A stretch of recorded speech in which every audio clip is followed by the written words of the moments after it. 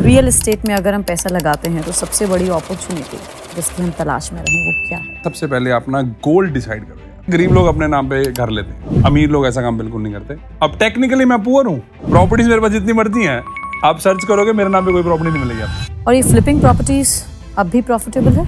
अगर आपको करना है तो बहुत है। हाँ, तो मतलब इसकी भी कोई टेक्निक है? ऑफ कोर्स, पर ये गरीब लोगों को समझ नहीं आएगा। महंगाई नहीं हो रही है गरीबों, क्या आपकी करेंसी गिर रही है? जो घरों के प्राइसेस हैं, मेटल्स के प्राइसेस हैं, गोल्ड के प्राइसेस हैं, जब ऐसे ही जाते रहेंगे ऊपर। जब भी सरकार कोई भी टैक्स लगाने की कोशिश करेगी ना, दैट मीन्स उनके पास पैसा खत्म हो रहा है। आपके गोल्डन रूल्स क्या हैं इन्वेस्टमेंट के? सब कुछ निकलवा लोगे आज मेरे से। ऐसे होस्ट होते हैं ना तो सब कुछ बताने का जरूरत करते हैं। मतलब कई होस्टों को तो मैं क्या बोलूं, थोड़े दिन पहले मैं गया था, आई स्वेयर टू गॉड, मैं सच बता रहा हूँ आपको, मेरे को लगता है कि इस दुनिया में कोई प्रॉब्लम ही नहीं है। हम ये नहीं पूछते कि भाई कैसे हो सकता है। आप 2 रुपए वाले क्वेश्चन पूछते हो कि भाई मैं 2 रुपए कैसे बचा लूं, गरीब ही रह जाओगे और गरीब ही मर जाओगे। आज मैं आपको वो बताने वाला हूँ जो बिलियनर्स करते हैं, जिनके साथ मैं बैठता हूँ, मैं वो बताऊंगा। अगर ये कुछ कर लेंगे तब इनका कुछ बन जाएगा, पर मेरे को गारंटी ये भी दे रहा हूँ 90% लोग कुछ नहीं करेंगे। वो पता क्या करेंगे? पॉडकास्ट देखेंगे, टाइम खराब करेंगे, चलो छुट्टी। और आपके हिसाब से रियल एस्टेट में गेम चेंजर क्या होता है?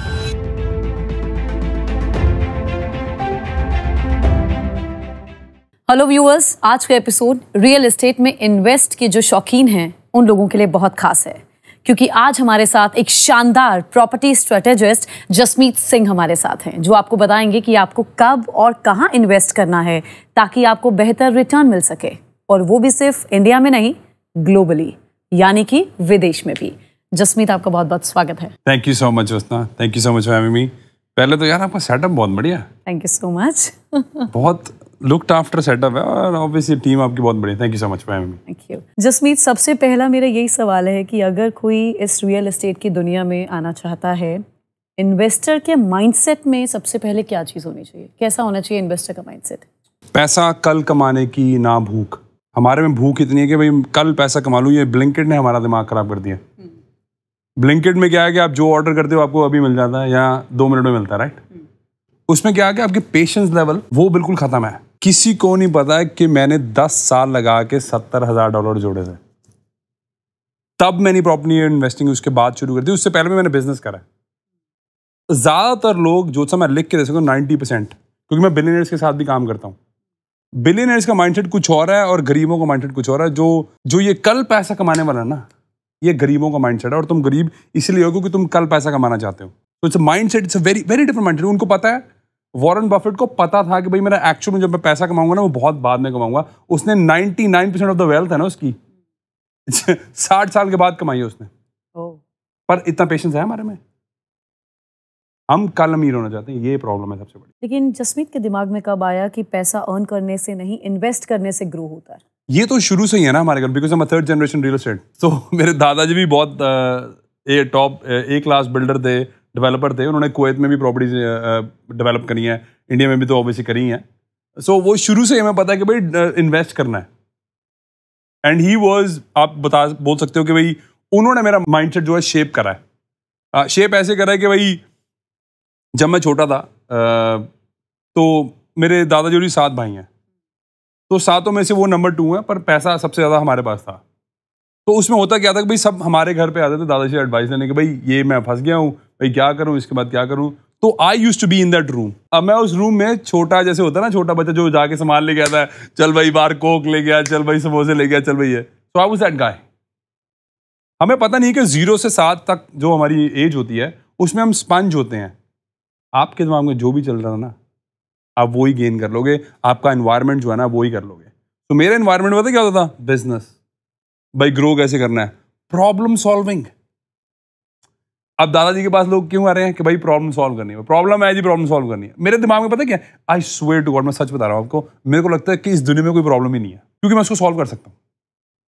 बिकॉज मैं सोचता ही नहीं हूं कि भाई यू नो व्हाट, ये हो नहीं सकता। कैसे हो सकता है इज द क्वेश्चन। परसों की बात है, मैं गुड़गांव में था, एक मीटिंग थी, हम डिनर करते, एक नेटवर्किंग मीटिंग थी। तो मैं कहा चलो चलता हूँ घूमने फिरने का, तो मेरे को मालिक ने लगाई हुई है ड्यूटी, तो मैं कहा चलो। तो वहाँ पे मैं गया, तो एक आई थिंक वो 40s मिड 40s में होंगी, वो बहुत डिसेंट है, she is running a business, Gurgaon में उनका बिजनेस है। तो बात करने लगी, तो पासपोर्ट्स की बात निकल गई। तो कहते हैं आपके पास कितने पासपोर्ट है? मैं कहा 2 पासपोर्ट है मेरे पास, न्यूजीलैंड ऑस्ट्रेलिया दोनों पासपोर्ट है। कहते हैं यार मेरे को नहीं लगता मैं कर सकती हूँ। नहीं लगता मैं कर सकती। हाँ, नहीं लगता मैं कर सकती हूँ। मैं कहा बिल्कुल नहीं कर सकते हो। पहले ही आपने कह दिया, पहले नहीं दिमाग कर को सकता, नहीं कर सकता। हम ये नहीं पूछते कि भाई कैसे हो होगा? सकता है। आप 2 रुपए वाले क्वेश्चन पूछते हो कि भाई मैं 2 रुपए कैसे बचा लूं, गरीब ही रह जाओगे और गरीब ही मर जाओगे। हमारे क्वेश्चन ही गलत है यार। कभी आपने पूछा कि मैं बिलियन डॉलर बिजनेस कैसे बना सकता हूं? NLP, जिसको हम न्यूरल लिंग्विस्टिक प्रोग्राम बोलते हैं, उसका बड़ा सिंपल सी साइंस है कि जो आप बनना चाह रहे हो ना, उसको आप ऑलरेडी सोचना शुरू कर दो। मैनिफेस्टेशन इज पार्ट ऑफ, आप कह सकते हो उसको, बट आप वैसे ही बिहेव करना शुरू कर दो। अब पीछे हमारी एक गाड़ी का एक्सीडेंट हो गया, चलो जिस गलती की इसकी मर्जी थी मैं इसको नहीं बोलना, क्योंकि मैं उसमें बिलीव नहीं करता, जो होना था वो हो चुका है, ठीक है। अब मैंने बोला यार तू सोच, अगर तू बिलियनर है तो तू कैसे सोचेगा, क्या रिएक्ट करेगा? गाड़ी टूटी है ना, क्या हो गया? बंदा ठीक है, बंदे ठीक है। गलती जो मेरी गाड़ी चला रहा था उसकी गलती थी। उसने क्या हुआ कि उसका ध्यान कहीं और चला गया, तो सिडनी का ये बाय द वे वाकया, ये एक्सीडेंट है। तो आगे ट्रक वाली थी, लड़की ट्रक चला रही थी, उसके बिल्कुल कोने पे जाके ट्रक के अंदर लगी गाड़ी, तो गाड़ी टूट गई। और वो बंदी इतनी बढ़िया उतरी, जो भी बंदा चला रहा था गाड़ी को, उसको कहते चल तेरे को छोड़ने नहीं लगी, क्योंकि वैल्यू करते हैं वो, जिंदगी की वैल्यू करते हैं। वो कहते हैं यार गलती है, होगी। मैंने कहा यार, मैं सोचा मैं अगर तू बिलियनर होता तो कैसे सोचता?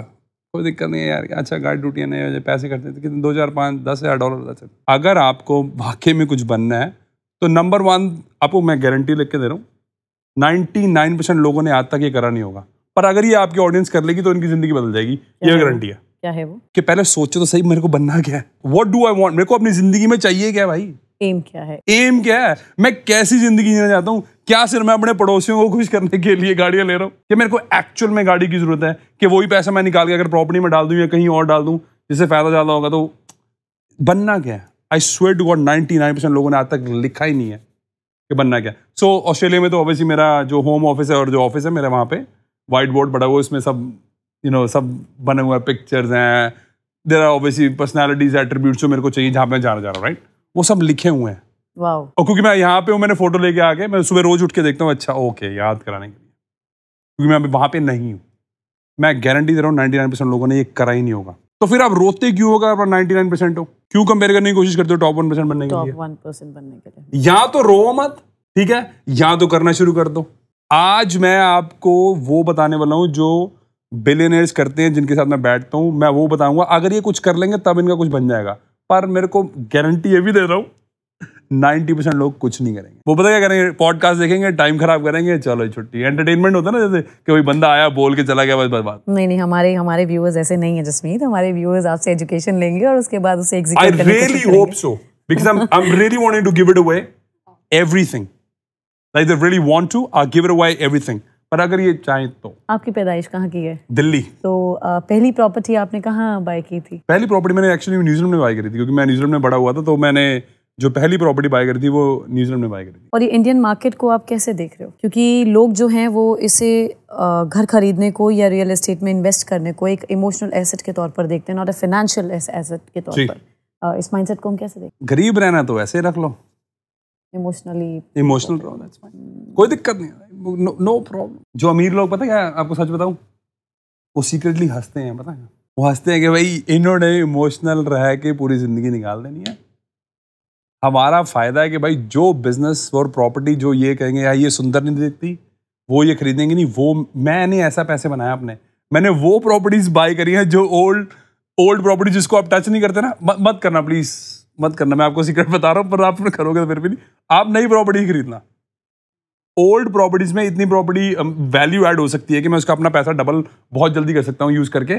पर बिलियनियर्स और मिलियनियर्स हंसते हैं सीक्रेटली, कहते हैं यार अरे तुम गरीब ही रहो, अच्छा है, मतलब ऐसे ही करो, हमारे लिए बहुत अच्छा है, मोर अपॉर्चुनिटीज फॉर अस।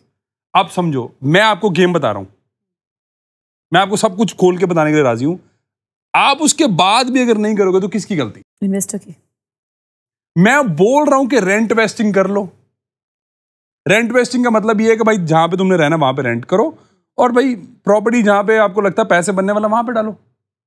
मैं अभी भी यही करता हूं। अच्छा, खुद रेंट पे नहीं? खुद भी जो समय रेंट कर रहा हूं, कल प्रॉपर्टी ले सकता हूं मैं, पर मेरे पास 7 से ज्यादा प्रॉपर्टीज, जो 15 प्रॉपर्टीज बनेंगी, ये भी बता दूं। ये नहीं मेरे पास प्रॉपर्टी नहीं है। सो पर आप करोगे नहीं, मत करना। More opportunities for me please, thank you. सच्ची बता रहा हूँ, बिलियनर्स हंसते हैं, मिलियनर्स हंसते हैं, कहते हैं यार क्या मूर्ख लोग हैं यार, हम बता रहे हैं कि कोशिश कर रहे हैं, तुम सुन नहीं रहे हो, हंसते हैं। आई स्वेयर टू गॉड, मेरे को आई लिटरली प्रे, मैं प्रे कर रहा हूँ कि आज की आपकी ऑडियंस कुछ समझे और अप्लाई कर ले और खुद का भी वो कुछ हमसे भी ले लें वो। नहीं, तभी हमने आपको बुलाया। अच्छा, ये जो टॉप 1% इन्वेस्टर है जिसमें आप अपने आप को क्लेम करते हैं, क्लेम नहीं करता हूँ मैं, उसका रीजन बताऊंगा, पर हाँ जी। बाकी लोग कैसे इनसे अलग हैं, लाइक माइंडसेट की वजह से, एग्जीक्यूशन की वजह से? दोनों, it's a combination of both. Bye the वे, मैं थोड़ी क्लैरिटी आपको ऑडियंस को दे दूं ताकि आपको क्लेम नहीं करता मैं हूँ उसके। भाई 0.89% लोगों के पास 6 से ज्यादा प्रॉपर्टीज होती हैं पूरी दुनिया में। ये आप चेक कर लेना, फैक्ट चेक कर लेना, न्यूजीलैंड ऑस्ट्रेलिया में तो है 0.89% लोगों के पास। तो मैं क्लेम नहीं करता हूँ, मैं हूँ वो, मैं just wanted to confirm that. दूसरी बात, जो आपने क्वेश्चन पूछा वो बहुत वैलिड क्वेश्चन है, बट उसका आंसर कॉम्बिनेशन ऑफ बोथ है। जब अगर आपके पास माइंडसेट नहीं है तो आप एग्जीक्यूट कैसे करोगे? हाँ। अगर एग्जीक्यूशन से भी ज्यादा अगर आप इम्पोर्टेंट कुछ पूछ रहे हो तो वो माइंड, वैसे it's a combination of both, but अगर आपको करना है तो वो mindset is probably the most important thing. क्योंकि मैं कल जीरो हो सकता हूँ ज्योत्सना, मैं परसों दोबारा खड़ा हो जाऊंगा, बिकॉज आप मेरी स्किल्स, आप मेरी नॉलेज मेरे से नहीं ले सकते जो मैंने ओवर दी इयर्स अपने इतनी मेहनत करके या जैसे भी गैदर करी है, चाहे मैंने 1 करोड़ की कोचिंग क्यों ना दी हो किसी को, राइट, वो आप मेरे से नहीं ले सकते। आप मेरे से पोजेशन ले सकते हो, पर आप मेरे को गिरा दोगे ना, कोई बात नहीं, मैं खड़ा हो जाऊंगा दोबारा से। तो ये माइंडसेट से आता है, ये आपको एग्जीक्यूशन आपकी होनी शुरू हो जाएगी अगर आपके पास वो ठीक हो जाएगा। और ये रियल एस्टेट में जसमीत वेल्थ जरूरी है या फिर स्ट्रैटेजी ज्यादा मैटर करती है? ज्योत्सना, पहले तो वेल्थ का मतलब 99% लोगों को पता नहीं है, पहले तो वो क्लैरिफाई कर देते हैं इनको। वेल्थ का मतलब ये होता है कि जो जनरेशनल वेल्थ है, अगर आप जी रहे हो मर रहे हो कोई फर्क नहीं पड़ता, आपकी 5 पुश्तें आराम से बैठ के खा सकती हैं, उसको जनरेशनल वेल्थ बोलते हैं। ठीक है, अगर आपको नहीं पता तो आज ज्योत्सना के पॉडकास्ट को सब्सक्राइब कर लेना, नहीं तो $10 मिलियन मेरे अकाउंट में डाल देना। जो एडवाइस दे रहा हूँ ना मैं, कम से कम से $10 मिलियन की एडवाइस है ये, पर आप लोग नहीं, वो बात अलग है, मैंने बहुत पैसे दिए कोचिंग के लिए, पर आप मत देना, कोई दिक्कत नहीं। आप ज्योत्सना के चैनल को सब्सक्राइब कर लेना, ठीक है। जनरेशनल वेल्थ बनाने के लिए सबसे पहला क्वेश्चन है, आई स्वेयर टू गॉड 99% लोगों ने कभी नहीं पूछा होगा ये, कि भाई मेरा रिलेशनशिप पैसे के साथ कैसा है। आप चाहते हो मिलियनेयर बनना हो, आपका 10 रुपए खर्चने के लिए जान निकलती है ऐसे लोग। और दूसरी बात, ये क्वेश्चंस मैं आपको आंखों में आंखें डाल के बोलना चाहता हूँ। जब मैं बोलता हूँ कि आप 1 करोड़ कमा सकते हो, अपने दिल से पूछना, क्योंकि वो झूठ नहीं बोलता, वो आपका सबकॉन्शियस है। क्या आपका सबकॉन्शियस कहता है आप कर सकते हो कि नहीं कर सकते? इनके पास ऑलरेडी आंसर है इस क्वेश्चन का। इसको पॉज कर लो अभी और लिखना शुरू करो कि भाई 1 करोड़ मैं कमा सकता हूँ नहीं कमा सकता, मेरे दिमाग में थॉट्स क्या चलती हैं। जब तक ये अपना सबकॉन्शियस नहीं ठीक करेंगे, गारंटेड है कभी नहीं पैसे कमा सकते। सो यस, वेल्थ आपने जो पूछा है क्वेश्चन, जो कि वेल्थ के लिए स्ट्रेटजी यूज है, दोनों स्ट्रेटजी तभी प्ले कर सकते हैं जब आपका ये, आप सोच भी सकते हो कि भाई हाँ मैं जनरेशनल वेल्थ कमा भी सकता हूँ यार। Strategy is very very important, bye the way, please understand, strategy is the most important, but only after mindset कि भाई हाँ मैं कर सकता हूँ, मेरे को लगता है मैं कर लूंगा। थोड़ा ज्यादा एक्सप्लेन करके दे रहा हूं क्योंकि these are very very important things, by the way. अगर आप इसको नहीं ओवरकम करोगे, आप नहीं कर सकते हो। और ये इन्फ्लेशन के समय में रियल एस्टेट में इन्वेस्ट करना एक सेफ गेम होगा या फिर हाई रिस्क इन्वेस्टमेंट है? Probably the best hedge against inflation is real estate. मैं 5 बिजनेस बड़े बड़े हैं जिनकी टर्नओवर 40 से 50 मिलियन है, मैं उनके रिटेनर पे हूँ।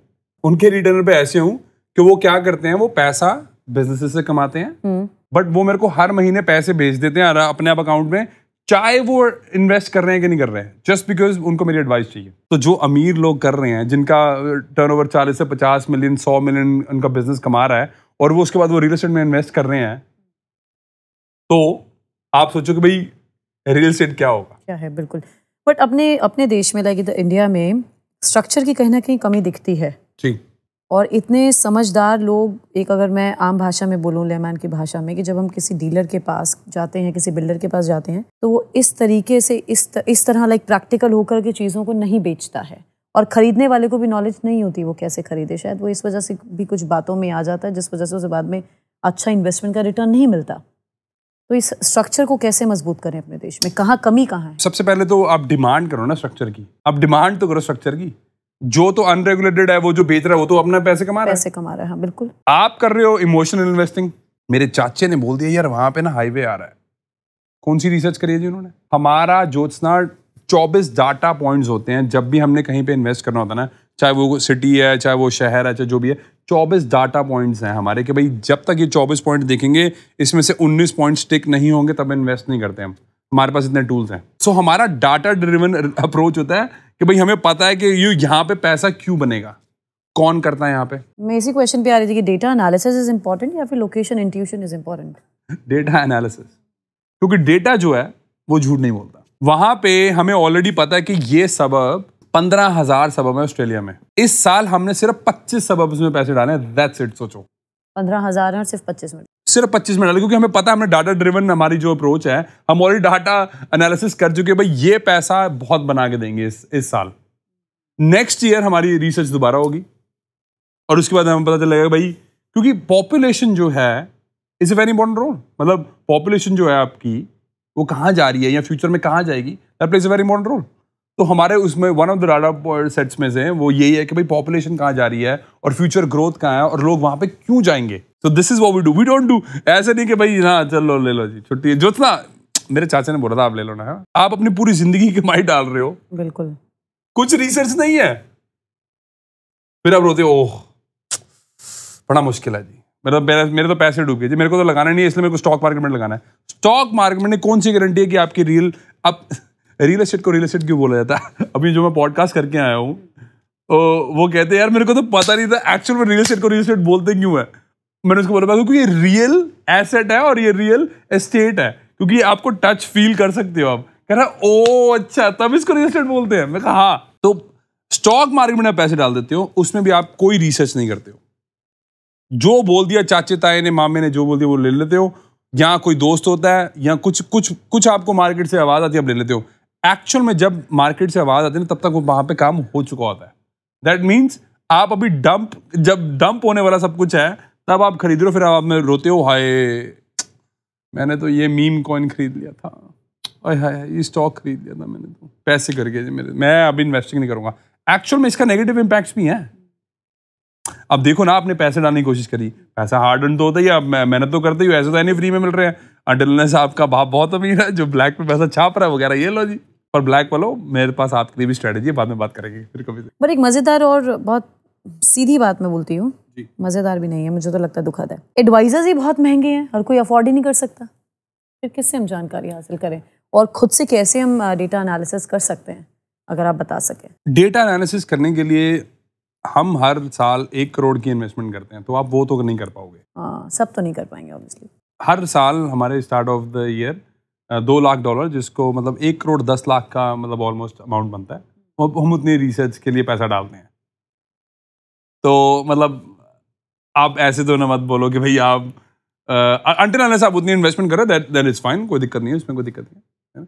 हर साल मैं एक वीडियो जरूर बना दूँ, पर मेरे चैनल पे अवेलेबल होती है कि इस साल का क्या पैटर्न रहेगा या इस साल में क्या। मैंने लास्ट ईयर बोला था सेल्फ डिफेंस के बेस में पैसे डाल लो, रियल एस्टेट बहुत बढ़िया करेगी। इस साल मैं बोल रहा हूँ नेक्स्ट 10 महीने अगर आपने गोल्ड और सिल्वर को होल्ड कर लिया तो आप बहुत पैसा कमा सकते हो। तो पर आज तक मैंने जिंदगी में दुनिया को वो एडवाइस दिया है जो मैं खुद करता हूँ। मैंने परसों 10 किलो सिल्वर खरीदा है।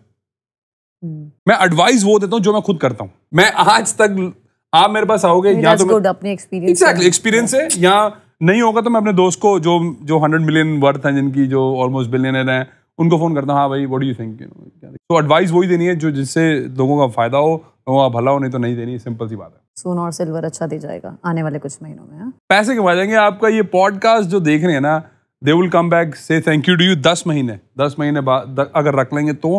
फ्लक्चुएशन नहीं देखना है, फिजिकल खरीदना है, ETF नहीं खरीदना। जस्ट लाइक फ्लक्चुएशन को इग्नोर करो, सिर्फ और सिर्फ फिजिकल लो जितना आप ले सकते हो, जितना आपकी क्षमता है। 10 महीने बाद ही आपको गारंटी बताएंगे यार पैसे कमाए थे। जसमीत आया था आपको 10 महीने पहले पॉडकास्ट में, वो बोल गया था हमने खरीदा, तो वो पैसे कमाए। तो लोग तो ये भी सोच रहे हैं अभी हम 1.5 लाख का सोना खरीद लें, उसके बाद एकदम से अगर उसकी वैल्यू कम हो गई या गिर गया अगर उसका रेट, फिर तो हमें बहुत नुकसान होगा। गरीब लोग हैं ना इस करके, क्योंकि ना गरीब लोग पता क्या करते हैं, सुबह इतने ऊपर माइंडसेट, शाम को नीचे, कल मर गए परसों जिंदा हो गए। अमीर लोग ऐसे नहीं चलते, वो कहते हैं यार कोई दिक्कत नहीं, लॉन्ग टर्म गेम है, आई नो यार, मेटल है, फिजिकल गोल्ड है, फिजिकल सिल्वर है, कोई दिक्कत नहीं है। वो इमोशंस पे नहीं करते हैं, वो मार्केट में क्या चल रहा है वो नहीं करते हैं। उनको पता है कि न्यूज़ तो तुम्हें पागल बनाने के लिए की बनाई जाती है, आपको तो पता ही है, आप तो करा है ये सब चीजें। नहीं, ऐसा नहीं है कि पागल बनाने के लिए, ऐसे नहीं मतलब जो था थोड़ा सा आपको सच बोलना पड़ेगा कि मतलब कुछ तो होता, देखो ऐसे मत देख लो एक बार। नहीं ठीक है, मैं आज यहाँ पे रहा होता है और आप यहाँ पे दिखा रहे हो तो थोड़ा बहुत चलता है, आपको मानना पड़ेगा। आप चाहे नहीं करते होगे, ऐसा नहीं है, आप मैंने आपको तो नहीं बोला आप करते हो। ठीक है, ये आपकी बात ठीक है। मैं तो आपको पहले ही कह दिया कि मैं अंदर समेट के नहीं ज्यादा रख सकती, तो मैं तो ऐसे कान नहीं पकड़ूंगी, घुमा के पकड़ लूंगी, but I will you know express the thing. पर चलता है, आपको पता है। Okay, tell me one more thing. अगर कोई बिगनर है, लाइक मुझे अगर अपना पहला प्रॉपर्टी कोई खरीदना है, तो मैं पहले कमर्शियल में डालूं पैसे या रेजिडेंशियल में? It's a very good question, but हमेशा पहले रेजिडेंशियल से स्टार्ट करना चाहिए। For the very simple reason, आप जब कमर्शियल प्रॉपर्टी खरीदने जाते हैं तो आपको डिपॉजिट थोड़ा ज्यादा चाहिए होता है। जब हम कमर्शियल प्रॉपर्टी, अच्छा, तो आपको 40 से 50% डिपॉजिट चाहिए होता है, डिपेंडिंग ऑन आप कौन सा एसेट खरीद रहे हो। रेजिडेंशियल में क्या होता है कि आपको 20% ही सिर्फ डिपॉजिट चाहिए होता है, तो आप उसमें क्या होता है कि आप लेवरेज कर सकते हो। अब गरीब लोग को कुछ नहीं पता कि लेवरेज क्या होता है। अमीर लोगों का सबसे फेवरेट वर्ड जो है ना वो लेवरेज है। मेरा सबसे फेवरेट वर्ड जो है वो लेवरेज है। What do I mean by that? घर के मैं कोई काम नहीं करता हूँ, घास नहीं काटी मैंने आज तक अपनी। ठीक है, कम से कम मेरे को सच बता रहा हूँ 10 साल हो गए घास काटे हुए। घर पे कुछ टूट गया, दीवार फट गई, कुछ भी मैं टच भी नहीं करता हूँ। बंदे को फोन करो, आए कर उसको करो। जो सा आपके पास कितना एक्सपीरियंस है जो आप कर रहे हो? दिस पॉडकास्ट वर्क और पॉडकास्ट आप इससे पहले भी मीडिया में रहे हो ना? 14 years। आप जो कर रहे हो 14 साल का एक्सपीरियंस है, इतनी लर्निंग्स है, वो मैं ओवरनाइट कैसे सीख लूंगा? ऐसे प्लम्बर्स, इलेक्ट्रिशियन सब होते हैं, उनका इतना एक्सपीरियंस है, व्हाई नॉट लेवरेज देम यार? वो अपनी बनती पैसा मांग रहे हैं, उनका इतना एक्सपीरियंस है, दे दो ना, क्या दिक्कत है? और ऐसा ही लेवरेज को रिच एलीट्स बहुत मिसयूज भी करते हैं। कैसे? वैसे मिसयूज कैसे करते हैं? मुझे मिसयूज ऐसे करते हैं जैसे जो जेफरी एप्स्टीन है जी, वो मोसाद का एजेंट है, पर उसने पीडोफिलिया का रिंग यूज करके पूरे का पूरा यूएस कांग्रेस जो थी अपने हाथ में रखी हुई थी। बिल क्लिंटन की फोटो उसके घर में थी, जैसे आप एंटर करोगे वो भी ड्रेस में। फैक्ट चेक कर लेना, आपके ऑडियंस को मजा आएगा, ये फैक्ट चेक है। न्यूयॉर्क में जेफरी एप्स्टीन का घर था, उसमें बिल क्लिंटन जो कि यूएस प्रेसिडेंट था उसकी ड्रेस में फोटो रखी हुई थी, जैसे आप एंटर करो, वो बताने के लिए कि भाई साहब ये जो प्रेसिडेंट है वो मेरी जेब में है। ओह, जो पीडोफिलिया जो यूज होता रहा है वो इसलिए यूज है ताकि आपको कंट्रोल किया जाए। तो लेवरेज का मिसयूज भी होता है। और जेफरी एप्स्टीन जो था वो इजराइल मोसाद का, वो चलो रहता वो यूएस में था, इट्स अ डिफरेंट थिंग। तो इसको लेवरेज पॉजिटिव और नेगेटिव दोनों तरीके से की जाती है। अब एक फ्लैट लेना बेटर है या छोटी कमर्शियल प्रॉपर्टी? फ्लैट को तो आग लगा दो, ज्यादा बढ़िया रहोगे, मतलब फायदा ही नहीं उसको। अगर आपके पास फालतू का पैसा है तो फ्लैट में फेंक दो, नहीं तो मेरा अकाउंट है उसमें डाल देना, डबल करके दे दूंगा आपको। अच्छा, रेंटल यील्ड ज्यादा स्ट्रॉन्ग है या फिर कैपिटल अप्रिसिएशन? इस पे मैं 1 मिनट लूंगा दोस्तों, बिकॉज अगर आपकी ऑडियंस को ये समझ आ गया जो मैं बोलने वाला हूँ, तो ये 95% ऑफ द टाइम पैसे कमाएंगे रियल एस्टेट में। 95% ऑफ द टाइम अगर इनको समझ आ गया, क्योंकि ये मैं मैक्रो लेवल पे बताऊंगा। ये जब मैक्रो लेवल में बताना ना थोड़ा सा डेंजरस हो जाता है कि भाई माइक्रो लेवल की एग्जीक्यूशन नहीं आती, तो पर मैं फिर भी कोशिश करता हूँ शायद इनको समझ आ जाए। जो थोड़े एडवांस इन्वेस्टर होंगे शायद उनको थोड़ा ज़्यादा समझ आएगा। 3 चीज़ें रियल एस्टेट में, जिसको ये समझ आ गई 95% टाइम कमाएगा। नंबर 1 है स्ट्रक्चर। अब गरीब लोग क्या करते हैं, गरीब लोग अपने नाम पे घर लेते हैं, अमीर लोग ऐसा काम बिल्कुल नहीं करते। अब टेक्निकली मैं पुअर हूँ, प्रॉपर्टीज मेरे पास जितनी मर्जी हैं, आप सर्च करोगे मेरे नाम पे कोई प्रॉपर्टी नहीं मिलेगी आपको, क्योंकि मैं कंट्रोल सब कुछ करता हूँ, मैं ओन कुछ नहीं करता। अमीर लोग ओन कुछ नहीं करते हैं टेक्निकली, पर वो कंट्रोल सब कुछ करते हैं। दूसरा, कैश फ्लो।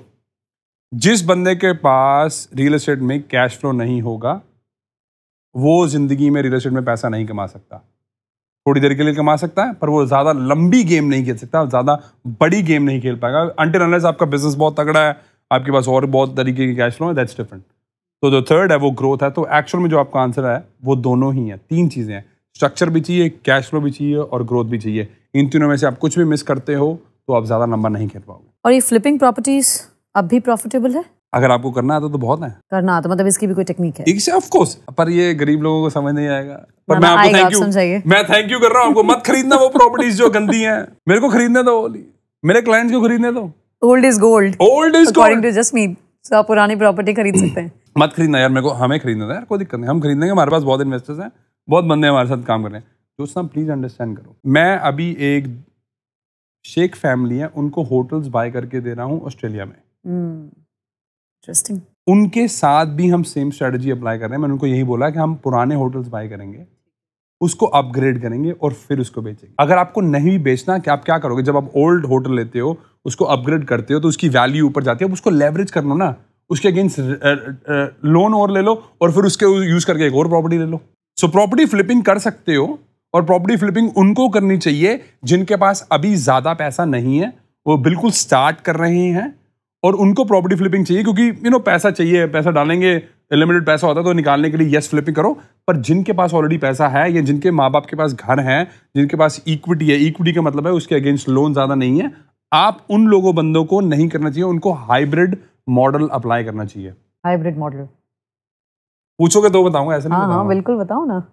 हाइब्रिड मॉडल में क्या होता है कि आपको प्रॉपर्टी लेनी है, प्लॉट लेना है, 4 फ्लोर बनाने हैं, 2 बेचने हैं, 2 रखने हैं। That's how you grow your wealth, that's how you create generational wealth. Hold करोगे तब जनरेशनल वेल्थ होगी, अगर सिर्फ बेचोगे तो सिर्फ आता जाता पैसा रहेगा और आपको पता नहीं चलेगा वो कैसे गया। So hybrid model is probably the best, but depending on situation क्या स्ट्रैटेजी हर एक बंदे की डिफरेंट बनती है। हजारों क्लाइंट्स को मदद कर चुका हूँ, हर एक बंदे की स्ट्रैटेजी डिफरेंट होती है, सो सेम नहीं की जाती। आपके एक्सपीरियंस से एक इन्वेस्टर को एक साल में कितनी प्रॉपर्टीज एक्टिवली हैंडल करनी चाहिए?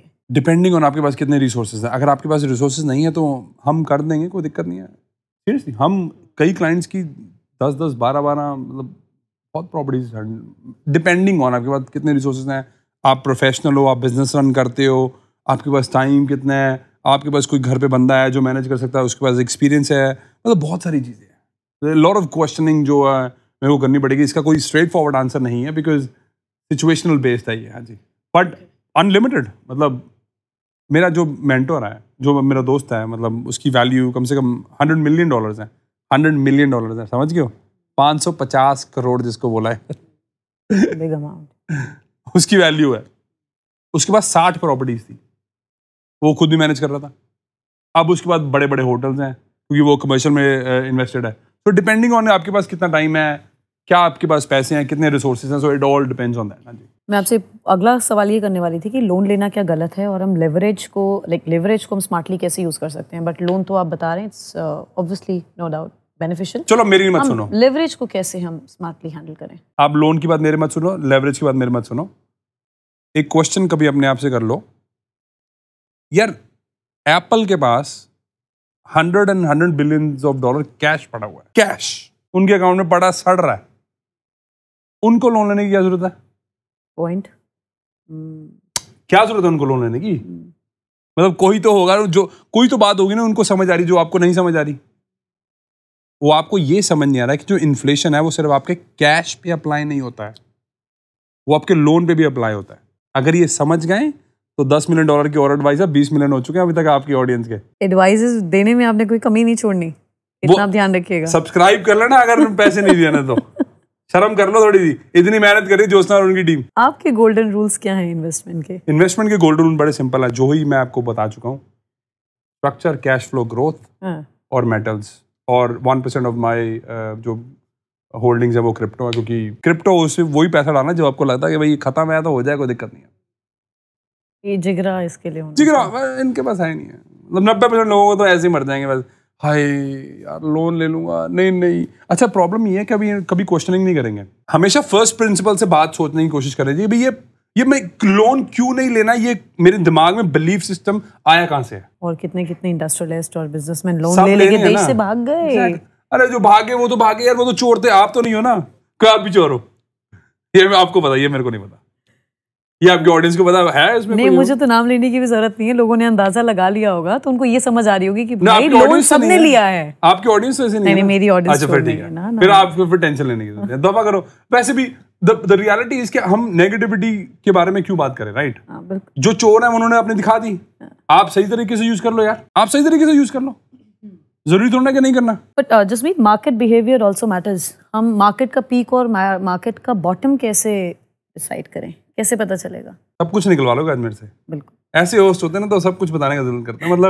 कई होस्टों को तो मैं क्या बोलूं, थोड़े दिन पहले मैं गया था, ਮੈਨੂੰ ਪਤਾ ਨਹੀਂ ਨਾ बस क्या बताऊं मैं। ਸਾਨੂੰ ਨਹੀਂ ਪਤਾ ਨਾ ਆਸਟ੍ਰੇਲੀਆ ਨਿਊਜ਼ੀਲੈਂਡ ਸਾਡਾ ਕਾ ਚੱਕਰ ਲੱਗੇ ਗਏ ਤੁਸੀਂ ਇੰਡੀਆ ਫਿਰ ਕਦ ਆਣਾ ਤੇ ਇੱਕੋ ਵਾਰੀ क्वेश्चन नहीं है ज्योत्सना, आपको पूरे नंबर है। 18.6 ईयर साइकिल एक है, अगर आपकी ऑडियंस वो उसको रिसर्च करके समझ लेगी, उनको समझ आ जाएगा कि भाई लाइफ साइकिल होती है। एक किताब है रे डालियो की, principles for dealing with changing world order. जबरदस्त किताब है, उसने पिछले 350 साल के साइकिल्स डाले हुए हैं। जो आज हो रहा है वो 80 से 100 साल पहले ऑलरेडी हो चुका है।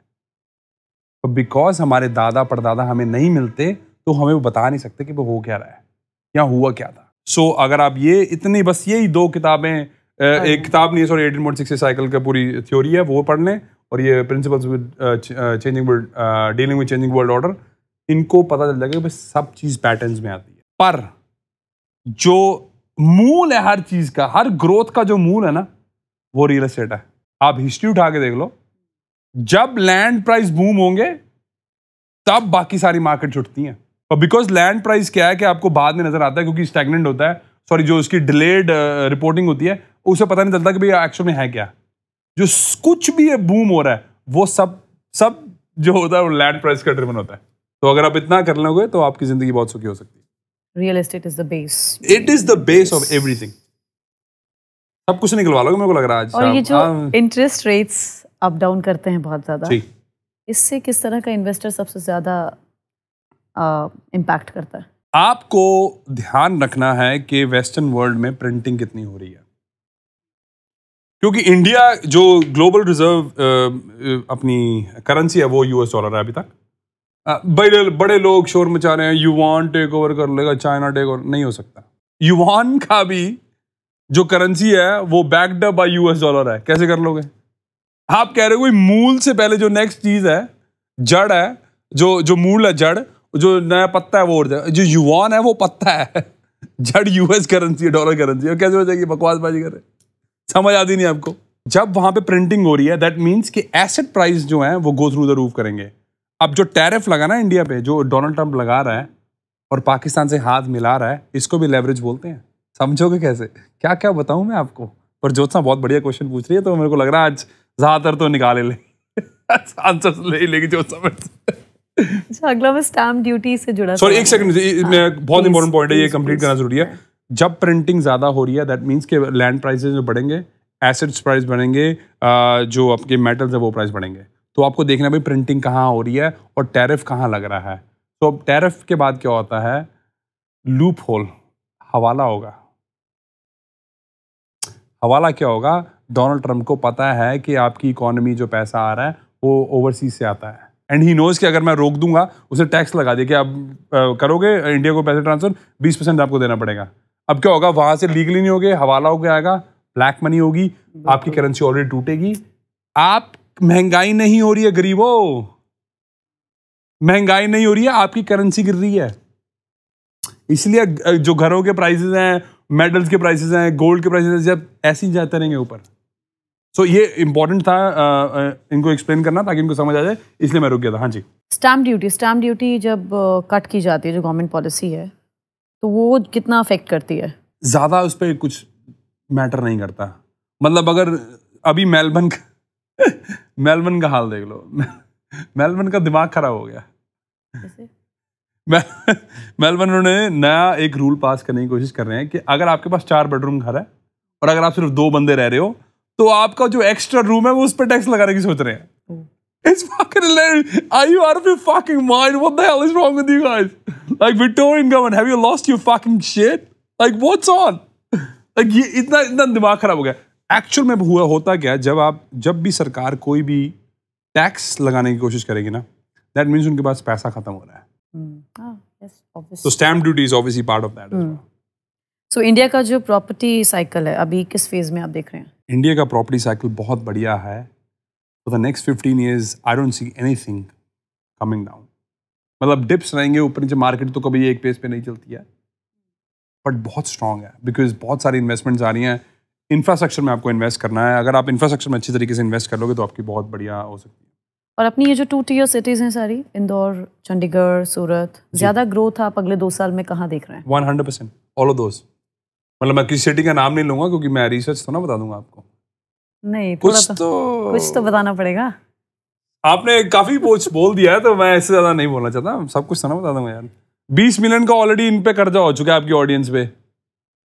सब्सक्राइब करेंगे तब थोड़ा बात बनेगी, कम से कम 20 मिलियन सब्सक्राइबर होंगे आपके, तब आपसे मेरे से पूछना नेक्स्ट टाइम। ओके, तो आप कह रहे हैं 2 टियर सिटीज में इन्वेस्ट करना बेहतर मैं है। पर्सनली खुद इन्वेस्ट कर रहा हूँ एंड मैंने क्या बोला, एडवाइस वही देता हूँ जो मैं खुद करता हूँ। नहीं, ये सबसे अच्छी बात है आपकी। सेकंड ईयर सिटीज में खुद एडवाइस कर रहा हूँ, खुद हम अपने क्लाइंट्स के लिए खरीद रहे हैं because that's what I do. तो ये जो दुबई, ऑस्ट्रेलिया और न्यूजीलैंड के इन्वेस्टर्स हैं जी, इंडिया के इन्वेस्टर्स से कैसे डिफरेंट है? From what perspective? क्योंकि माइंडसेट तो ज्यादातर लोगों का वैसे ही रहेगा, ठीक है, पर इमोशंस जो भी छोड़ देगा वो पैसे जरूर कमाएगा। तो चाहे वो आप इंडिया में हो, चाहे वो दुबई में हो, चाहे ऑस्ट्रेलिया में, चाहे आप न्यूजीलैंड में हो, इमोशंस अगर आप छोड़ दोगे तो आप पैसे कमा लोगे इररिस्पेक्टिव ऑफ। तो ज्यादा नहीं है कोई, क्योंकि बंदा तो बंदा ही है ना। अब जो इंडियंस यहाँ से गए हैं वो मेलबोर्न में आके भूखे ही है ना, वो अभी भी। सोच नहीं बदली आप कह रहे हैं? नहीं, सोच तो ना बदलेंगी इनको। वो लेबर जो गवर्नमेंट है, जो अभी जो नए पे नए टैक्सेस लगाई जा रही है, वो इसलिए लगा रही है क्योंकि उनके पास पैसे नहीं है। और इंडियन जो है वो भूखे, मतलब वही भूख, क्योंकि वहां पे फ्री पैसे मिलते हैं, फ्री बेनिफिट्स मिलते हैं। और लेबर जो गवर्नमेंट है वो आपको फ्री के पैसे देती है। 70% इंडियंस लेबर को, गवर्नमेंट को वोट डालते हैं। भूख इतनी है हमारे में। जगह बदलने से अकल नहीं बदलती, फितरत नहीं बदलती, वो तुम्हारी भूख ही है। मतलब 70%।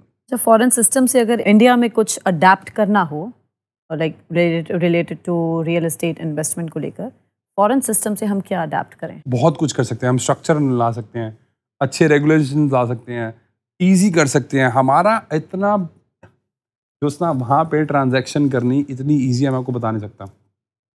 आज मैंने कम से कम 4 ट्रांजैक्शंस करी हैं वहाँ पे। मेरे को वहाँ पे होने की ज़रूरत नहीं है, सब लॉयर्स करते हैं। मान लो आप मेरे से प्रॉपर्टी खरीदे हो और मैं बेच रहा हूँ, मैं आपका काम ख़त्म, जब रियल एस्टेट आया उसने कॉन्ट्रैक्ट साइन किया, काम ख़त्म उसका। उसके बाद लॉयर्स के पास, मेरा लॉयर बोलेगा जी देखो आपने इतने पे आपने कॉन्ट्रैक्ट करा हुआ जो ना, इतनी तरीके की हमारी सेटलमेंट है, आज मेरे को पैसे पहुंचा देना जी, आपको चाबियां मिल जाएंगी, आपको कोई इंस्पेक्शन वगैरह करनी तो आप कर लेना। कुछ भी नहीं है और किसी बंदे का। बैंक ट्रांसफर करता लॉयर को, लॉयर ट्रांसफर करेगा आपके लॉयर के अकाउंट में, आपका लॉयर आपके अपने अकाउंट में डाल देगा, छुट्टी। और इंडिया में अभी भी मतलब बहुत सोचना पड़ता है। Exactly. तो और ये जो इनोवेशन अगर हम नहीं लाएंगे, अगर स्ट्रक्चर नहीं लाएंगे, तो ब्लैक मनी और है। भारत सरकार अगर आपको और टैक्स चाहिए है, अच्छे तरीके से टैक्स चाहिए, स्ट्रक्चर ले आओ। अगर आपको नहीं आता मैं कर दूंगा आपकी मदद, कोई दिक्कत नहीं है। आपका ही फायदा हो रहा है, भारत सरकार, मेरा कुछ नहीं जा रहा। स्ट्रक्चर लाओगे, लीगल तरीके से सब कुछ होगा, कितना भाग लोगे फिर। पर द प्रॉब्लम है कि पॉलिटिशियंस होने देंगे नहीं देंगे, सारे ये भी तो चक्कर है ना। आप खुद रोक रहे हो अपनी ग्रोथ को। किसको ब्लेम करोगे आप? तो ये जो इंडियन डेवलपर्स हैं वो ग्लोबल लेवल की प्रोफेशनलिज्म अचीव अभी तक कर पाए हैं कि नहीं? जिस तरह आप बता रहे हैं बहुत से लूप होल्स हैं, स्ट्रक्चर ठीक नहीं है, सिस्टम, बाहर के सिस्टम से हम बहुत कुछ अडेप्ट हमें करने की ज़रूरत है। तो कहीं ना कहीं लग रहा है अभी तो हम अचीव जो अभी भी कुछ प्लेयर्स जो मार्केट के हैं वो बढ़िया हैं, जो उनको बढ़िया कहना चाहिए। पर जो ब्लिंकिट वाली सोच है ना, जल्दी पैसे कमाने वाली, ब्लिंकिट से वैसे पैसे ले लेना यार थोड़े से, इनकी एडवर्टाइजिंग करती है फ्री की है। पर जो ब्लिंकिट सोच है ना कि भाई कल ही सब कुछ हो जाए या मैं कल ही पैसा कमा लूँ, वो डेवलपर्स को आपको वीड थ्रू करना पड़ेगा, मतलब उनको निकालना पड़ेगा। Bad blood has to go out of the market to thrive. आज नहीं तो कल अगर आप कर दोगे, जितनी जल्दी करोगे उतना ज़्यादा बढ़िया रहेगा। ट्रांसपेरेंसी, ट्रस्ट की बहुत कमी है, बहुत कमी है। वो जब तक आप बैड ब्लड नहीं निकालोगे मार्केट से, बैड ब्लड निकालने के लिए थोड़ी पेन तो होती है। देखो आपका पैर है, आपको पता है कि आपका पैर जो है काटना जरूरी है, बिकॉज आपका पैर काटोगे नहीं तो आपका पूरा शरीर खराब हो जाएगा। मान लो आपका पैर खराब हो गया, राइट?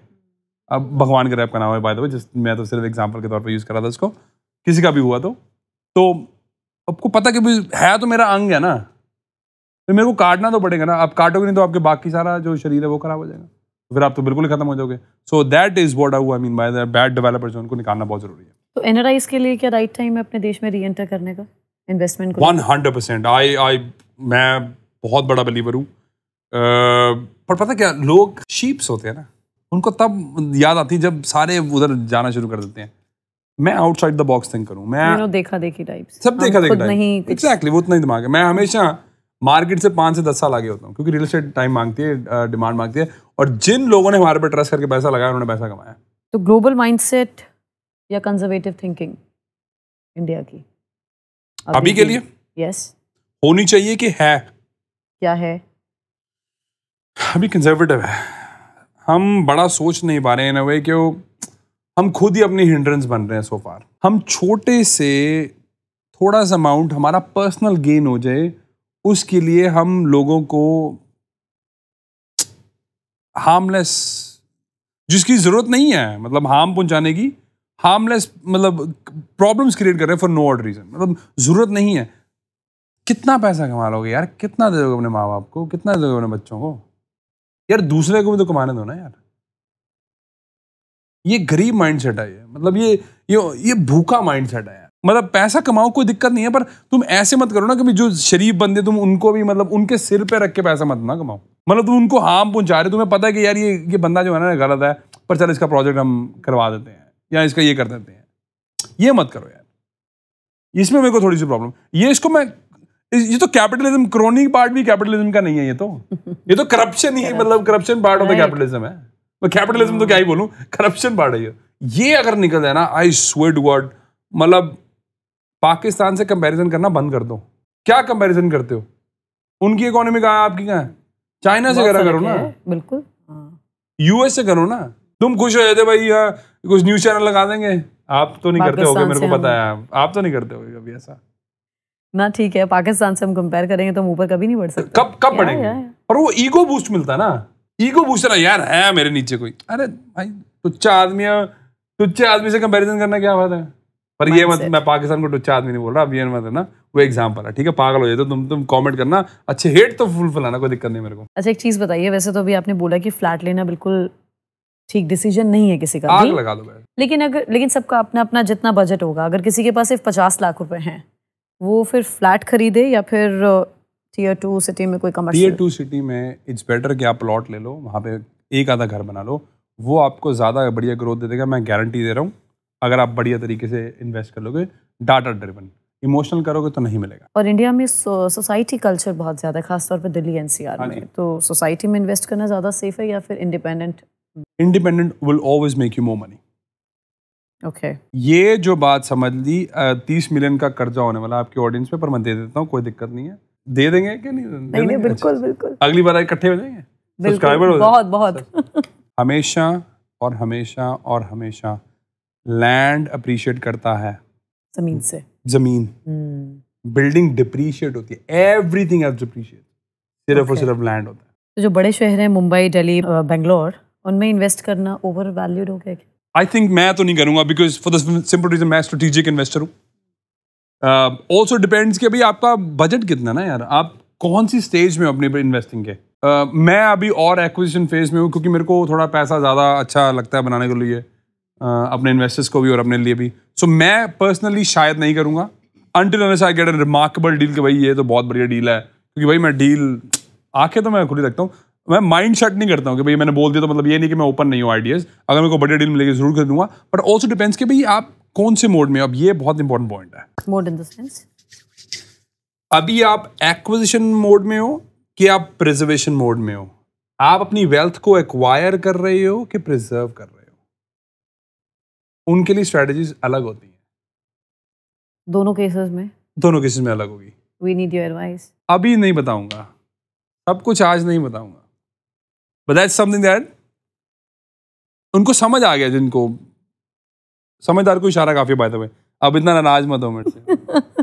अच्छा, लग्जरी प्रोजेक्ट्स बेटर रिटर्न देते हैं या फिर अफोर्डेबल हाउसिंग? अफोर्डेबल हाउसिंग ज्यादा अच्छा रिटर्न 100%। अच्छा, और अगर कोई 25 साल पुराना इन्वेस्टर है तो उसको अभी रेंट पर रहकर इन्वेस्ट करना चाहिए या अपना घर खरीदना चाहिए? डिपेंडिंग ऑन कि उनकी सिचुएशन क्या, उनके एसेट्स कितने हैं, उनका रिस्क एपेटाइट क्या है, बहुत सारी क्वेश्चंस हैं। मतलब इसका कोई आंसर मतलब ऐसा मैं आपको नहीं दे सकता हूँ, बट अगर पैसा कमाना है तो एक्विजिशन मोड में चले जाओ, सेकेंडरी सिटी में चले जाओ, आप ज़्यादा पैसा कमा लो। रेंट कर लो, रेंट करना कोई खराब होना है, कोई टबू थोड़ना यार, क्या दिक्कत होगी रेंट करने में, क्या प्रॉब्लम है? मतलब हम तो ऐसे अपना घर, अरे अपना घर कुछ नहीं होता भाई, गरीबो। अपना घर नाम की कोई चीज़ नहीं होती। आपकी बात मैं सब समझ रही हूँ, बट अगेन अगर किसी का बजट इतना नहीं है या कोई एक मिडिल क्लास फैमिली है या फिर उससे नीचे, वो हर कोई ऐसा सोच पाए बहुत मुश्किल है। अच्छा चलो ठीक, और समझा जरूर रहे हैं आप, बट स्टिल दिस इज एक क्वेश्चन है फिर आपसे, ये आपका क्वेश्चन बहुत बढ़िया, एक क्वेश्चन मेरा पर फॉलो अप है। आपका दिल करता है कि आप मिडिल क्लास फैमिली से निकलो? बिल्कुल करता होगा इनका, बिल्कुल। तो मैं आपको बता रहा हूँ निकलने का तरीका यार। अब ये किसकी प्रॉब्लम है? एप्रीहेंशंस तो रहते ही हैं। किसकी प्रॉब्लम है? अब ये आपके माइंडसेट की प्रॉब्लम है ना, तो इसको आपको फिगर आउट करना ना, आपको ठीक करवाना ना। किसकी प्रॉब्लम? खुद आपका दिल कर रहा है, मैं आपको बता रहा हूँ, आप फिर भी नहीं सुन रहे। आपको मूर्ख नहीं बोलूंगा तो मैं क्या बोलूंगा? सब कुछ तो मैं बता रहा हूँ। बट व्हेन यू हैव 10 और खर्चे, लाइक आप हेड ऑफ द फैमिली हैं, आपके बच्चे हैं, सब चीज़ है, तो आप उसी समय साइमल्टेनियसली नहीं शायद सोच सकते कि एक तरफ आपको बच्चे को पढ़ाना है, दूसरी तरफ आप अलग अलग प्रॉपर्टीज लेने का, इन्वेस्ट करने का कैसे सोचेंगे? If you are the head of the family, आप लीडर हो घर के। लीडर का काम हमेशा ये नहीं होता कि सबको रिझाना है, सबको खुश रखना है। लीडर का काम होता है भाई हार्ड डिसीजन है वो भी करने हैं। अपनी फैमिली के लिए कर रहे हो ना, बस अपने लॉन्ग टर्म व्यू देके कर रहे हो। आप चाहते हो बड़ा कुछ करने हो पर आप कर नहीं पा रहे हो बिकॉज आप इमोशनल हो, यार ये हो जाएगा वो हो जाएगा। अरे भाई लीडर का काम यही है, नहीं तो आइसक्रीम बेचो जाके जाओ। अगर सबको खुश रखना तो आइसक्रीम बेचो जाके। लीडर का काम भाई टफ ही है। अब मेरे को बहुत सारे डिसीजन होते हैं, कभी मेरे को फैमिली अपनी छोड़ के आनी पड़ती है वहां पे। कोई इजी डिसीजन तो नहीं है, but that's what it is. Leader has to do. That's what leaders do.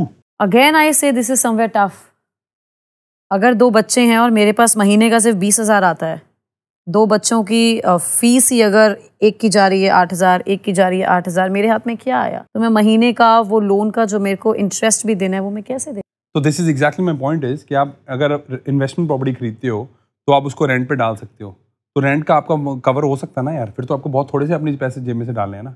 Even better, फिर तो मेरी स्ट्रैटेजी और भी बढ़िया आपके लिए। आपने प्रॉपर्टी रेंट करी, आपको रेंट आ रहा है, सेकंड ईयर में करोगे तो आपका सारा इंटरेस्ट नहीं कवर होगा, 80% कवर हो जाएगा। 80% हो जाएगा, राइट। 80% हो जाएगा, 20% रह गया। तो अगर खुद का कर लोगे तो सब मरोगे, सबका सभी डालोगे, पैसे नहीं होंगे। फिर तो मेरी स्ट्रेटजी और भी बढ़िया है। थैंक यू सो मच आपको हाईलाइट करने के लिए। अगर कोई इन्वेस्टर 2020 में गुड़गांव में इन्वेस्ट कर देता तो ROI उसका तब क्या होता? आज की तारीख में अगर हम देखें। क्वेश्चन तो आपका बहुत बढ़िया है। गुड़गांव में इन्वेस्ट करने पर क्वेश्चन आपका बहुत बढ़िया। मैं कह रहा हूँ कि मैं आपको नेक्स्ट गुड़गांव ढूंढ के दे रहा हूँ। आपको कोई प्रॉब्लम है? वो तो हो गया, वापस आ नहीं सकता, सोचना क्यों है? मैं कह रहा हूँ मैं आपको नेक्स्ट गुड़गांव ढूंढ देता हूँ। इन्वेस्ट करने वाले बनो, पैसे आप बना लोगे। नेगोशिएट कैसे करें डेवलपर्स से? क्या तरीका हो सकता है सही? इमोशंस को साइड पे रखने के लिए, और वो सबकी बारी बात नहीं है। मेरे को किसी ने सिर्फ नेगोशिएट करने के, मैंने 4 कॉल्स करी थी किसी के बिहाफ पे। वो इमोशनल ड्रिविंग थे क्योंकि वो फैक्ट्री में वो खुद अभी रेंट कर रहे थे, तो वो फैक्ट्री उनको खरीदनी थी बिकॉज वो जब वो मूव करते थे तो उनका $500,000 का खर्चा था। $500,000 पता कितना? 25 करोड़। उनको सिर्फ मूव करने का $500,000 का खर्चा था। वो कहते नहीं नहीं, इस प्रॉपर्टी का तुम $3.8 मिलियन भी दे दो, पर हमें प्रॉपर्टी चाहिए। मैंने कहा यार let me do my job. Okay. 4 calls करी मैंने जो बंदा बेच रहा था। मैंने कहा देख भाई, एक ही ऑफर दूंगा, हमने मार्केट रिसर्च करी हुई है, this is what we need to do. तेरे को हम एक ही ऑफर करेंगे, लेना है ले, नहीं लेना ना ले। उन्होंने मेरे को $37,000 दिए सिर्फ 4 कॉल्स करने के लिए। 7 मिनट की कॉल्स थी वो सारी मिला के। तो अगर आपको नेगोशिएशन आती है नेक्स्ट लेवल की या नेक्स्ट नेगोशिएशन स्किल्स है यार, वो कोई ऐसे सुनना कि मतलब कोई भी कर लेगा। बट अगर आपको नहीं आती then again we can play a very important role. आपकी हम मदद कर सकते हैं डिपेंडिंग ऑन कि भाई आपका क्या बज रहा है। एक्चुअल में ना बंदा हायर करो यार, जो बंदा बढ़िया हो यार, जो आपको लगे यार वो आपकी साइड पे है यार। होता पता क्या है, मिली भगत दोनों साइड पे होती है। और इंडिया में तो खेल बहुत होता है। ये खेल बहुत होता है इंडिया में। मैंने बहुत देखे हैं। This is exactly what I am trying to bring. मैं स्ट्रक्चर लेके आने की कोशिश कर रहा हूँ कि यार कोई बंदा आपके साइड होगा, बिकॉज मैं ऑस्ट्रेलिया में भी यही काम करता हूँ। मतलब हमारा यही काम है, वी बाय मतलब commercial properties and residential properties for investors. हम उनके बिहाफ पे नेगोशिएशन करते हैं। और ये जो लोग प्री लॉन्च प्रोजेक्ट्स में पैसा डाल देते हैं, ये रिस्की है या फिर बेस्ट टाइम होता है एंट्री करने का? डिपेंडिंग ऑन कि भाई आपका आउटकम आप क्या अचीव करना चाहते हो। अगर तो लॉन्ग टर्म इन्वेस्टिंग करनी है फिर तो मत करना। अगर तो फ्लिप करना है या पैसे कमाने का गोल है देन 100%। पर जिस दिन लॉन्च हो जाए उस दिन निकल जाना, ज्यादा बढ़िया रहोगे। जिस दिन लॉन्च हो जाए उस दिन निकल जाए। Until unless कोई इंफ्रास्ट्रक्चर और आ रहा है वहाँ पे, पोटेंशियल और है, दैट्स डिफरेंट, बिकॉज यूजली जो लॉन्च होते हैं वो डेवलप्ड टाइम पे ही होते हैं या डेवलप्ड जगहों पे होते हैं। पर अगेन पीछे किसी को हमने कंसल्ट करा है, मतलब नोएडा में उन्होंने फ्लैट लिया, कमर्शियल प्रॉपर्टी खरीदी थी, तो उनको अच्छे खासे पैसे कमाने हैं बिफोर, जब तक उन्हें पोजेशन मिल रहा है। पर मैंने उनको बोला अभी रुक जाओ, क्योंकि मेरे को पता है वहाँ पे इंफ्रास्ट्रक्चर और आ रहा है, दिस इज रीजन। तो इसका आंसर आपको डिपेंडिंग ऑन कि आपका कहाँ पे है। बट अगर आपको पता है एस्टैब्लिश एरिया में, तो निकलो, पैसा कमाओ, छुट्टी करो। अच्छा, अगले 5 साल इंडिया की बात कर रही हूँ, अगले 5 साल इंडिया में कौन कौन से सिटीज हैं जो गोल्ड माइन बन सकती हैं इन्वेस्टर्स के लिए? तो ये तो आप बहुत ज्यादा पूछ रहे हैं, आज के लिए इतना बहुत है, सारे आंसर नहीं दूंगा आज, पहले बता रहा हूँ, बहुत दो सवाल रह गए। 30 मिलियन का कर्जा आपकी ऑडियंस पे ऑलरेडी हो चुका है। बहुत इंपॉर्टेंट क्वेश्चन है ना, चलो कोशिश करो, थोड़ी हिंट करने की कोशिश करो। चलो हिंट, इंडिया में अगले 5 साल कौन कौन से ऐसे सिटीज हैं जो गोल्ड माइन इन्वेस्टर के लिए बन सकते हैं? Second year third year cities, okay, gold mine है, अगर आपको पता है आप क्या कर। और आपके हिसाब से रियल एस्टेट में गेम चेंजर क्या होता है? Cash flow. अगर आपको कैश फ्लो मेंटेन करना नहीं आता, आप ऐसा गिरोगे कि आपके दांत भी नहीं मिलेंगे। माय लास्ट क्वेश्चन इज, आज रियल एस्टेट में अगर हम पैसा लगाते हैं तो सबसे बड़ी अपॉर्चुनिटी जिसकी हम तलाश में रहें वो क्या है? पहले ना, सबसे पहले अपना गोल डिसाइड करो यार। मैंने थोड़ा सा ब्रीफली बोला था, 99% लोगों को पता ही नहीं है कि गोल क्या है उनका। बिकॉज उनको गोल नहीं पता, मैं कैसे उनको स्ट्रैटेजी दे दूँ? हमारे पास एक प्रॉपर्टी प्लानिंग टूल है जो कि हमने बहुत मेहनत से बनाया। उसमें क्या है कि अगर जोस्ना आप अपनी डिटेल्स डाल दो, आप कितनी इनकम है, आपके पास कितने एसेट्स हैं, आपका गोल क्या है, उसमें गोल पूछेगा भाई आपका गोल क्या है। आप बोलते हो मेरे को $10,000 की पैसिव इनकम चाहिए 10 साल में, मैं आपको टू द मंथ डॉट बता सकता हूँ विद द चार्ट्स जो हमारे हैं, प्रिडिक्शन करके कि भाई आप कब तक रिटायर हो सकते हो। गोल तो दो मेरे को, बताओ तो सही क्या करना चाहते हो। That's the app. ऐप है कोई? हमारे पास ऐप है, spig.com.au पे आप जा सकते हो और वहाँ पे जाके फ्री टूल है, एक्सेस नहीं मिलेगा आपको, पर आप इन्फॉर्मेशन डाल के आपको थोड़ा सा पता चल जाएगा भाई कितना डिटेल्ड सिस्टम है हमारा। अच्छा। तो हमारा जो हम करते हैं वो ऑस्ट्रेलिया में भी 99.9% बायर्स एजेंसी नहीं करती जो हम करते हैं, क्योंकि हम बहुत सारा पैसा इन्वेस्ट करते हैं। हम पैसा जेब में डाल के लेके जाने की, पैसे की टेंशन तो है नहीं है, तो इसलिए मैं जेब में डालता नहीं हूँ। मैं सब बिजनेस में वापस सब इन्वेस्ट करो। अभी मैं आते हुए कुछ बात कर रहा था, कोई नया प्रोजेक्ट करने वाले स्टार्ट, अभी नहीं बता सकता आपको, ऑफ का मेरा बताने की कोशिश करूँ। रियल एस्टेट का ही? हाँ जी, रियल एस्टेट का ही है। मतलब हम और एक्सेसिबल बना रहे हैं नॉलेज कि भाई आपको मतलब कैसे पता चल जाएगा भाई आप क्या क्या करो, क्या क्या ना करो। चलो मैं थोड़ा सा अपने आप को रोक रहा हूँ, because it's not done yet, it's not finalised yet, तो मैं बोलता नहीं, तो मेरा ऐसा है नहीं है। अभी बीच में जसमीत हमने बात करी कि इंडिया में कहीं ना कहीं जो एजेंट्स हैं या जो डीलर्स हैं, एक डील को लॉक करवाने के लिए वो लोग इतने एजुकेटेड नहीं है। किसी के पास अगर अपना भी कुछ प्रोफेशनल काम नहीं है तो वो घर की डीलिंग कर रहा है, कमर्शियल प्रॉपर्टीज दिलवा रहा है। बट बात यह है कि ताना बाना अगर हम बुन रहे हैं तो उसके लिए नॉलेज बहुत ज़्यादा ज़रूरी है। और आप बता रहे हैं कि आप तो कोचिंग भी देते हैं, रियल एस्टेट कोचिंग भी देते हैं एजेंट्स को। हाँ जी, तो उसके बारे में अगर आप थोड़ा बता सकते। जिनको भाई सेल्स, मार्केटिंग या नेगोशिएशंस की प्रॉब्लम है, स्पेशली आप रियल एस्टेट एजेंट हो या बनना की कोशिश कर रहे हो, because I swear to God आपका पॉडकास्ट बैन हो जाएगा, पर मैं बोल के जाऊंगा। ना प्लीज, ऐसा कुछ नहीं होने वाला, don't worry. We are not worrying. अगर आप इंडिया में रहते हो और अगर 10 से 15 साल तक अगर नहीं अमीर होना, आपको डूब के मर जाना चाहिए चुल्लू भर पानी में। इतनी ज्यादा पोटेंशियल है रियल एस्टेट में कि आप पता नहीं, not just real estate, it's one part of it. वैसे भी बहुत ज्यादा पोटेंशियल है, बट अगर आपको चाहिए कि आपको रियल एस्टेट में अपने करियर बनाना है, I do have something that I can help you with 100%। इसमें कोई टेंशन नहीं है। या कोचिंग क्योंकि मैं करता ही हूँ। SPI जी, हाँ जी, वो एक डिफरेंट बिजनेस है। हाँ जी जी, तो उसका मैं लिंक आपको दे दूंगा, आप डाल देना, जिसको है वो कर सकता है रीच आउट। दुबई की मार्केट को आप कैसे समझते हैं? क्योंकि इंडियंस बहुत दुबई में इन्वेस्ट कर रहे हैं। ब्लैक मनी जो जा रहा है, ब्लैक को वाइट करने का सबसे बढ़िया तरीका रियल एस्टेट होता है। मैं जो भी मूवीज, आज तक मैं मूवीज देखता हूँ, इन्वेस्टमेंट, फाइनेंस, प्रॉपर्टी, ये सब मूवीज देखता हूँ मैं। फालतू की मूवीज टाइम ही नहीं है, नंबर 1। उसमें क्या होता है, अजय देवगन ना चोटी तक का जोर लगा लेता है, उसके पास ब्लैक मनी होता है, उसको पता चलता है इसके पास ब्लैक मनी है, इतना पैसा फनल होता है, उसको ये भी पता चलता है कि ये फनल पैसा यहाँ से हो रहा है, बाहर से घूम के वापस यहाँ पे आता है। बहुत जोर लगाता है, वो मर जाता है, मतलब चेक करते पूरी मूवी में, एंड में फिर उसको पता चलता है ओह जमीन, करोड़ों अरबों रुपए की जमीन। तो जो सारा पैसा फनल होके आ रहा था वो सिर्फ ज़मीन में डाल रहा था। तो ज़मीन जो है वो ब्लैक मनी को वाइट करने का सबसे बढ़िया तरीका है। दुबई में इसलिए क्योंकि वहाँ पे टैक्स नहीं है। बट आपकी चलो ऑडियंस को एक और सजेशन देता हूँ, 40 मिलियन का डेट हो गया आपके और 40 मिलियन सब्सक्राइबर, क्योंकि 10 मिनट की एडवाइस और देने वाला हूँ। Abu Dhabi is the next Dubai. Dubai में अपार्टमेंट्स लेने बंद कर दो, टाउन हाउस लेने बंद कर दो। आज से साल बाद मेरे को थैंक यू बोलोगे तुम या ज्योत्सना को, क्योंकि ज्योत्सना ने मेरे को बुलाया। तो या आपको बुलाया तो फिर मैंने कहा चलो दे ही देते। Thank you, thanks for your advice Jasmeet, thanks for coming, thank you so much. 40 million लेना इनसे पर।